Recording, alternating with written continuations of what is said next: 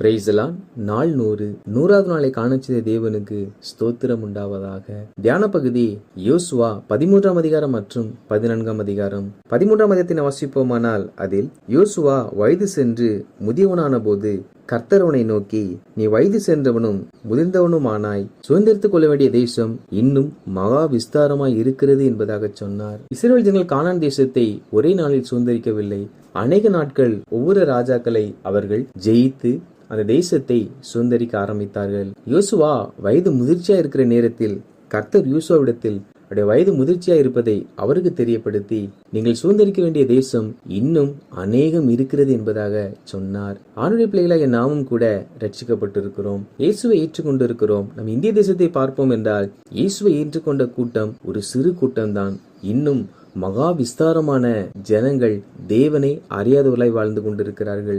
எனவே தேவ பிள்ளைகளாகிய நாம் காலங்கள் சென்று கொண்டிருக்கிறபடியினால், கர்த்தருடைய நாள் சமீபமாய் இருக்கிறபடியினால், நம் தேசமானது ரட்சிக்கப்படும்படிக்காக நாம் நம் தேசத்தை சுதந்திரிப்பதற்கு ஜெபிக்கிறவர்களாகவும் சுவிசேஷம் அறிவிக்கிறவர்களாகவும் இந்திய தேசத்தின் ரட்சிப்பிற்கென்று பிரயாசப்படுகிறவர்களாகவும் காணப்பட வேண்டும்.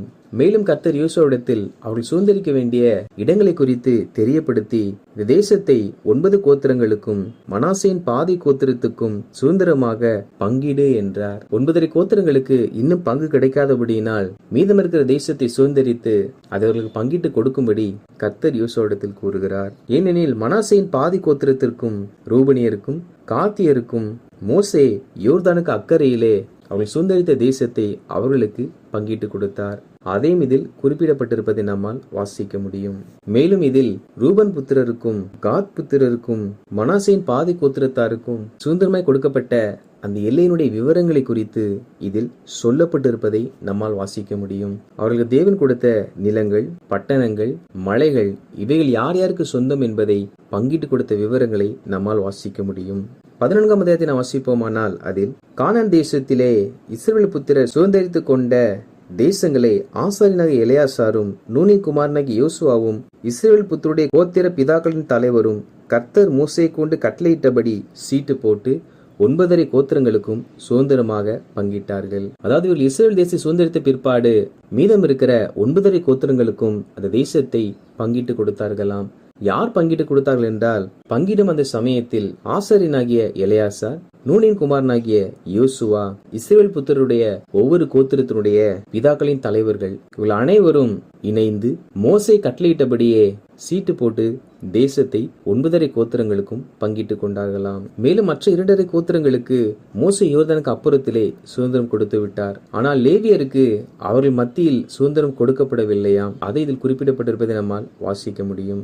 காரணம், லேவியர்கள் தேவனுக்கு தங்களை முற்றிலும் அர்ப்பணித்தபடியினால் அவர்களுக்கு இஸ்ரவேல் புத்திரர் நடுவே எந்த ஒரு சுதந்திரமும் கொடுக்க கூடாது என்று கர்த்தர் கட்டளையிட்டிருந்தார். அப்படி என்றால் 12 கோத்திரத்தில் லேவி தவிர 11 கோத்திரம்தானே வரும் என்பதாக நமக்கு யோசிக்க தோன்றலாம். இதில் மனாசே எப்ராஹிம் என்னும் யோசேப்பின் புத்திரர் 2 கோத்திரங்கள் ஆனார்கள். ஆதலால் அவர்கள் லேவியருக்கு தேசத்திலே பங்கு கொடாமல் குடியிருக்கும்படி பட்டணங்களையும் அவருடைய ஆடு மாடுகள் முதலான சொத்துக்காக வெளிநிலங்களையும் மாத்திரம் அவர்களுக்கு கொடுத்தார்கள். அதாவது லேவியர்களுக்கு என்று எந்த ஒரு சுதந்திரமும் கொடுக்கப்படக்கூடாது என்று கர்த்தர் சொன்னார். காரணம், கர்த்தரே அவர்களுக்கு சுதந்திரம். அப்படி என்றால் 11 கோத்திரங்கள் இருக்கின்றன. அதில் யோசேப்புக்கு 2 குமாரர் பிறந்தபடியினால் யோசேப்பு ஒரு கோத்திரமாய் எடுக்காமல் யோசேப்புடைய 2 குமாரர்களை 2 கோத்திரங்களாக எடுத்தார்கள். யோசேப்பை தவிர்த்தால் 10 கோத்திரங்கள். அதில் யோசேப்பின் குமாரர் 2 பேர். அப்படி என்றால் மொத்தம் 12 கோத்திரம். அதில் 2 கோத்திரங்களுக்கு தேசம் பங்கிடப்பட்டு கொடுக்கப்பட்ட ஆயிற்று. மீதம் இருக்கிற 9 கோத்திரங்களுக்கு யோசுவா எலெயாசார் தலைமையில் தேசம் பங்கிடப்பட்டு கொடுக்க போகிறது. அதிலும் லேவியர்களுக்கு சுதந்திரம் இல்லை என்று சொன்னவுடன் அவர்களுக்கு எதுவும் கொடுக்க கூடாது என்று கர்த்தர் சொல்லவில்லை. அவர்கள் குடியிருப்பதற்கான பட்டணங்களையும், அவர்கள் ஆடு மாடு வைத்திருந்தால் அதை பராமரிப்பதற்கான இடத்தையும், உடைமைகள் வைப்பதற்கான நிலங்களையும் மனாசே எப்ராஹிம் அவர்களுக்கு கொடுத்தார்களாம். இவைகளுக்கு பின்பு எப்ராஹிம் குமாரனாகிய காலேப் யோசுவாவிடத்தில் வந்து அவனை நோக்கி, காதேஸ் பர்னேயாவிலே கர்த்தர் என்னை குறித்தும் உம்மை குறித்தும் தேவனுடைய மனுஷனாகிய மோசையோட சொன்ன வார்த்தையை நீர் அறிவீர். அதாவது மோசே யோசுவாவை குறித்தும் காலேபு குறித்தும் அவர் உயிரோடு இருக்கும் பொழுது சொன்ன ஒரு காரியம் உண்டு. அவைகளை யோசுவாவுக்கு காலேப் நினைப்பூட்டி நீர் இதை அறிவீர் என்பதாக சொல்லுகிறார். அப்படி என்ன சம்பவித்தது என்றால், அவர் சொல்லுகிறார், தேசத்தை வேவு பார்க்க கர்த்தரின் தாசனாகிய மோசே என்னை காதேஸ் பர்னேயாவிலிருந்து அனுப்புகிற போது எனக்கு 40 வயதாய் இருந்தது. என் இருதயத்தில் உள்ளபடியே அவருக்கு மறு செய்தி கொண்டு வந்தேன். ஆனாலும் என்னோடு கூட வந்த என் சகோதரர் ஜனத்தின் இருதயத்தை கரைய பண்ணினார்கள். இந்த சம்பவம் என்னவென்றால், இஸ்ரவேல் ஜனங்கள் வேவு பார்க்கும்படி சென்றார்கள். அப்பொழுது யோசுவா காலேப்போடு ஒவ்வொரு கோத்திரத்திலிருந்து ஒருவர் என்று 12 பேர் சென்றார்கள். யோசுவா காலேப்பை தவிர மற்ற எல்லாரும் துர்ச்செய்தியை பரப்பினார்கள். அதை இதில் காலேப் குறிப்பிடுகிறார். காலேப்போ தன் இருதயத்தில் உள்ளபடியே மறு செய்தி கொண்டு வந்தாராம். அதையும் அவர் தெரியப்படுத்துகிறார். மேலும் அவர், நானோ என் தேவனாகிய கர்த்தரை உத்தமமாய் பின்பற்றினேன்.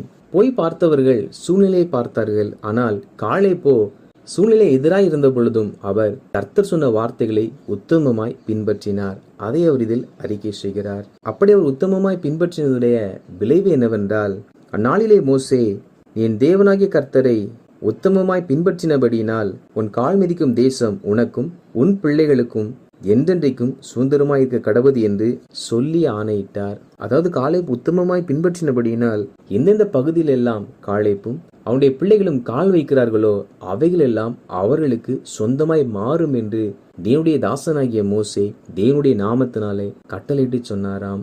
இதையும் காலேப் யோசுவாவுக்கு தெரியப்படுத்துகிறார். நாமும் கூட உத்தமமாய் வாழ்வோம் என்றால் ஆண்டவர் நமக்கு அநேக சுதந்திரங்களை, ஆசீர்வாதங்களை தருகிற தேவனாய் இருக்கிறார். மேலும் காலேப், மோசேயை அனுப்புகிற நாளில் எனக்கு இருந்த அந்த பலன் இந்நாள் வரைக்கும் எனக்கு இருக்கிறது. யுத்தத்திற்கு போக்கும் வரத்துமாய் இருக்கிறதற்கு அப்போது எனக்கு இருந்த பலன் இப்போதும் எனக்கு இருக்கிறது. அதாவது 40 வயதில் காலேப் எந்த பலத்தோடு இருந்தாரோ அதே பலத்தோடு 80 வயதாக இருக்கும் பொழுது இப்பொழுதும் இருக்கிறேன் என்பதாக சொல்லுகிறார். ஏன் இதை சொல்லுகிறார் என்றால், அவர் இந்த வார்த்தைகளை சொல்லி, ஆகையால் கர்த்தர் நாளிலே சொன்ன இந்த மலை நாட்டை எனக்கு தாரும், அங்கே ஏனாக்கியரும் அரணிப்பான பெரிய பட்டணங்களும் உண்டென்று நீர நாளிலே கேள்விப்பட்டீரே. கர்த்தர் என்னோடு இருப்பாரானால் கர்த்தர் சொன்னபடி அவர்களை துரத்தி விடுவேன் என்றான். அதாவது காலேப் உத்தமமாய் பின்பற்றினபடினால் இந்த மலை நாட்டை காலேப்புக்கு கொடுக்க வேண்டும் என்று கர்த்தர் கட்டளையிட்டிருந்தாராம். அதை அவர் இப்பொழுது தெரியப்படுத்தி, அந்த மலை நாட்டை நான் சுதந்திரிக்க வேண்டும், கர்த்தர் என்னோடு இருந்தால் அது எனக்கு தருவார் என்பதாக காலேப் சொல்லுகிறார். அந்த மலைநாடு என்பது சுற்றிருக்க எல்லா இடங்களை காட்டிலும் ஒரு உயர்வான நிலையில் உள்ளதும், அங்கே நல்ல பாதுகாப்பாய் வாழத்தக்கதான பெரிய பட்டணங்களும் இருக்கிறதாம். இந்த உயர்வு காலேப்புக்கு தருவேன் என்று கர்த்தர் சொன்னாராம். கர்த்தரை உத்தமமாய் பின்பற்றுகிறவர்களை கர்த்தர் வெறுமையாய் அனுப்ப மாட்டார். அவர்களுக்கு நல்ல உயர்வை கொடுத்து அவள் தலையை கர்த்தர் நிமிர்ந்திருக்க செய்வார். அப்பொழுது யோசுவா எப்புனேயின் குமாரனாகிய காலேப்பை ஆசீர்வதித்து எபிரோனை அவனுக்கு சுதந்திரமாக கொடுத்தான். காலேப் இந்த வார்த்தைகளை சொல்லும் பொழுது யோசுவா, நானும் தான் உன்னோடு கர்த்தரை உத்தமமாய் பின்பற்றினேன், எனவே இதில் எனக்கும் பங்குண்டு என்பதாக யோசுவா கேட்கவில்லை. காலேப் சொன்ன பொழுது யோசுவா மனதார காலேப்பை ஆசீர்வதித்து அந்த மலை நாட்டை காலேப்புக்கு சுதந்திரமாய் கொடுத்தாராம். தேவ பிள்ளைகளாகிய நாமும் கூட பிறர் ஆசீர்வதிக்கும் பொழுது, அவர் உயர்வை நோக்கி செல்லும் பொழுது, நாமும் அவர்களைப் போலதானே என்று சொல்லி அவர்கள் ஆசீர்வாதத்தையோ உயர்வை நாம் தடை செய்கிறவர்களாக, அதை பார்த்து பொறாமைப்படுகிறவர்களாய் காணப்படக்கூடாது.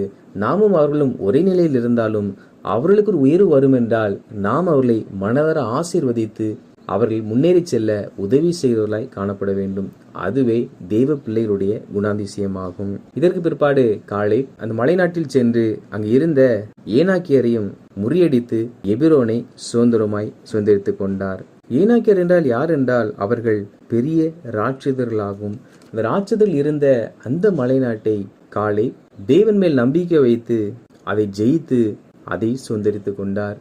அதில் அவர், கர்த்தர் என்னோடு இருப்பார் என்றால் நான் அவர்களை துரத்தி விடுவேன் என்பதாக சொன்னார். நம்முடைய வாழ்க்கையிலும் கூட நமக்கு வருகிற பிரச்சனைகள் எவ்வளவு பெரியதா இருந்தாலும் கர்த்தர் நம்மோடு இருப்பார் என்றால் நிச்சயமாக நாம் எல்லாவற்றையும் ஜெயித்து அதை கடந்து வர முடியும். இந்த பிரச்சனையை பார்த்து பயப்படாமல் நாம் கர்த்தரை இறுக பற்றி கொள்ளுகிற பிள்ளைகளாய் காணப்பட வேண்டும். வாசித்த இந்த அதிகாரிகளின்படி கர்த்தருடைய ஜனங்களாகிய நாம் இன்னும் கர்த்தருக்காக நாம் சுதந்திரிக்க வேண்டிய தேசம் மகா விஸ்தாரமா இருக்கிறது என்பதை உணர்ந்து ஜெபத்தினாலும் சுவிசேஷம் அறிவிப்பதனாலும் இந்த தேசத்தின் ரட்சிப்பிற்காக நாம் பிரயாசப்பட்டு காலேப்பை போல தேவனாகிய கர்த்தரை நாம் உத்தமமாய் பின்பற்றி பிறர் உயர்வடையும் பொழுது அதை நினைத்து பொறாமைப்படாமல் வாழ்வோம். அப்பொழுது ஆண்டவராய் கர்த்தர் நாம் அவரை உத்தமமாய் பின்பற்றினது நிமித்தமாக நமக்கு உயர்வை கொடுப்பார், ஆசீர்வதிப்பார், உயர்த்துவார். கர்த்தர் தாமே நாம் அவரை உத்தமமாய் பின்பற்றத்தக்க இருதயத்தை நமக்கு தருவாராக. ஆமேன்.